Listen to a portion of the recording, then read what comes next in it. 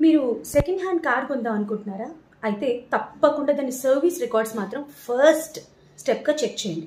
ఎందుకు అంటే మీరు మామూలుగా ఫిజికల్గా కార్ అంతా చూసుకుంటారు, బాగుంది అనుకుంటారు, అన్నీ అవుతుంది, ఎంత కిలోమీటర్స్ ట్రావెల్డ్ అనేది మనకి ఒక ఏజెంట్ చెప్తారు, లేకపోతే అమ్మేవాళ్ళు. కానీ ముఖ్యంగా ఏజెంట్స్ విషయంలో చాలా జాగ్రత్తగా ఉండాలి. ఏజెంట్స్ అమ్మాలి అనుకున్నప్పుడు తక్కువ కిలోమీటర్స్ ట్రావెల్ చేసినట్టు వాళ్ళు చూపిస్తారు.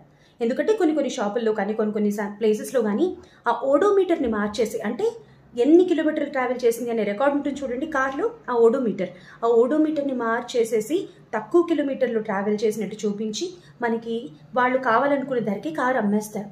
అలాంటప్పుడు నష్టపోయేది ఎవరు? మనమే కదా. ఒకసారి కొనేసిన తర్వాత వెళ్ళి క్వశ్చన్ చేయలేం. సో సర్వీస్ రికార్డ్స్లో మీరు ట్రావెల్ చేసిన ప్రతి కిలోమీటర్ రిజిస్టర్ అయి ఉంటుంది. ప్రతి సర్వీస్కి వాళ్ళు ఎన్ని కిలోమీటర్స్ ట్రావెల్ అని రికార్డ్ ఉంటుంది.